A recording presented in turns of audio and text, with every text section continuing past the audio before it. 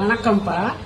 இது செம்பருத்தி பூப்பா. இந்த பூ ரத்த விருத்திக்கு நல்லது, இருதயத்துக்கு ரொம்ப நல்லது. இதயத்துல ரத்த ஓட்டத்தை சீர்படுத்தும். இந்த ரத்த குழாயில இருக்க கொழுப்பெல்லாம் எடுத்து சீர்படுத்தும். அதனால இது டெய்லி 5 பூ கூட சாப்பிடலாம். இப்ப நான் என் பிளாட்ல இருக்கோம், சுத்தி போகும்போது அந்த பிளாட்ல ஒரு செடியில 3 பூ தான் இன்னைக்கு கிடைச்சு. கிடைக்கிற பூவை சாப்பிட்டுக்கோங்க. மேக்சிமம் நீங்க 5 பூ கூட சாப்பிடலாம்.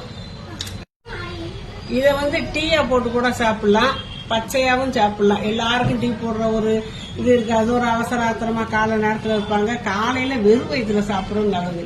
டீயா போட்டு குடிக்கிறதுனா இந்த மரம் இருந்தா இது மகரந்தம் சேர்க்க பண்றது. இதை மகரந்தத்தை இப்படி கிள்ளி எடுத்துடணும்.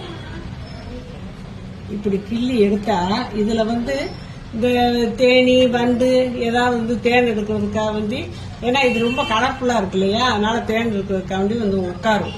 அப்போ அது காலில் இருக்கிறதெல்லாம் ஒட்டும் செய்யும். அது கண்ட இடத்துல போய் விசி செடியில கூட போய் உட்காரும். அப்புறம் இங்க வரும். அதனால இதை எடுத்து நம்ம கீழே போட்டுறணும். போட்டுட்டு அப்புறம் இந்த காம்போடையும் நம்ம சாப்பிட முடியாது. அதனால இந்த காம்பையும் நம்ம கிள்ளி எடுத்துக்கலாம். இப்படி காம்பை கிள்ளி எடுத்துட்டு வாயில வச்சு மென்னு சாப்பிட வேண்டியது. அப்ப அவ்வளவுதான். வாழ்க வளம்.